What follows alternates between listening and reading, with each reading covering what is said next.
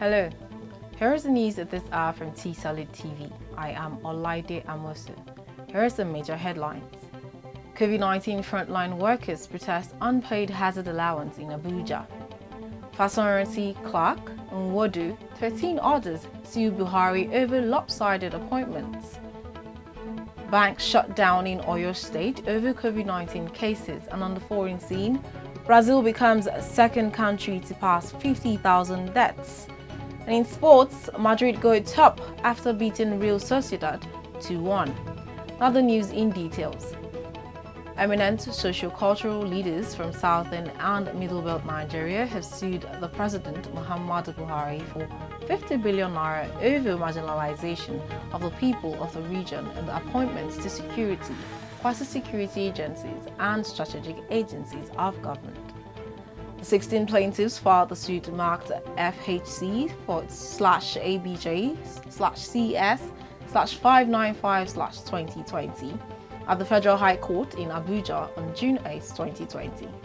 Among the plaintiffs are an Ejo leader, Chief E.K. Clarke, the Afenifere leader, Chief Reuben FASORANTI, President General of Ohaneze Ndigbo, Dr. John NWODO, a leader of the Middle Belt people, Dr. Pogo Britus.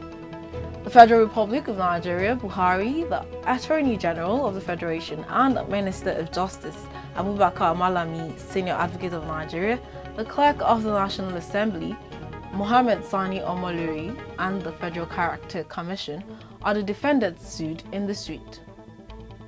The suit was instituted on behalf of the defendants by 10 senior advocates of Nigeria comprising of Solomon Ashemota, Tijani Ayonlaja, Chuks Muoma, Albert Akpomuje, Tayo Yetibo, Pius Akubo, Mrs. Nella Andem Rabana, Mike Ozekome, Akinkbelu Onigbende, and Ebun Olu Adeborua.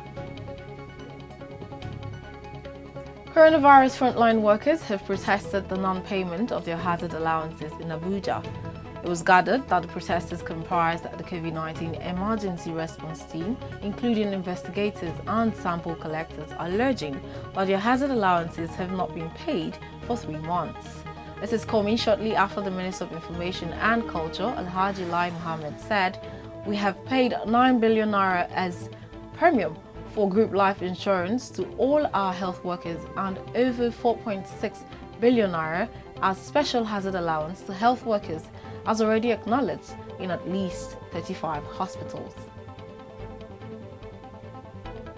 In compliance with the directive of the Oyo State government, public and civil servants of all cadre in the state today, Monday, have fully resumed work. The resumption, which came after a 3-month stay-at-home order to control the spread of COVID-19, witnessed workers trooping into the state secretariat while adhering to guidelines which entail wearing of face masks. It will be recalled that the state secretariat, which was closed on March 27th this year, was reopened to grade level 13 and above on April 27th. The state governor and chairman on COVID-19 task force, Engineer Sheyi Makinde, after a task force meeting on June 15th, reached a decision to reopen fully for all workers. Speaking on behalf of the state head of service, Mrs. Ololade Agbola, her media officer, Mr. Abiodun Atilola, said an official statement will be issued on workers' resumption before the close of work today. There has been a report of suspected fresh cases of COVID-19 in 3 banks within Ibadan, the Oyo State capital, thereby leading to shutting down of operations in these corporate organizations. One of the banks shut down operation last Thursday after a member of staff showed symptoms of COVID-19. Other staffs were therefore asked to isolate and stay away from work. Before them, 2 financial institutions around Dubai, an old and a new generation bank, were said to have shut down a few days earlier owing to the same reason. However, there has been plans to conduct tests on staff of the 3 banks in order to ascertain the situation at hand and stop the spread of the virus. Oyo State stands as the 4th state with the highest number of cases in Nigeria, with 912 confirmed cases, 282 recoveries and 9 deaths. Moving on to the foreign scene, Brazil has become the second country after the US to register more than 50,000 deaths from COVID-19. It comes amid growing political tension and just days after the country confirmed more than 1 million coronavirus infections. The World Health Organization has also recorded the biggest one-day increase in cases globally, with most of the new infections in the Americas. Meanwhile, two health ministers who are both doctors have left their posts as deaths and infections have surged.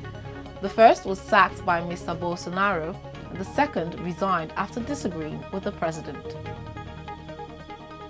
Moving on to the exciting world of sports, Real Madrid knocked Barcelona off the top of La Liga by beating Real Sociedad 2-1 on Sunday, as Sergio Ramos rolled in another penalty before being forced off due to injury. Karim Benzema continued his excellent form by adding a second at Anoeta, while Mikel Merino gave Real Sociedad hope.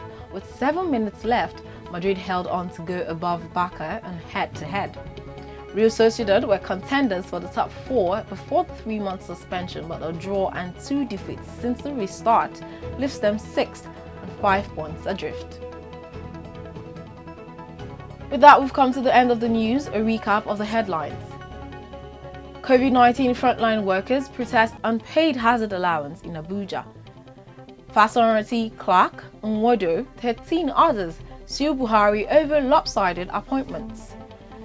Banks shut down in Oyo State over COVID-19 cases. And moving into the foreign scene, Brazil becomes a second country to pass 50,000 deaths. And in the exciting world of sports, Madrid go top after beating Real Sociedad 2-1. As the world eases out of lockdown, kindly ensure to take all advice and precautions as given by health workers. The news was compiled by Fatima Onile. I am Olaide Amosu. Good day and thank you for watching.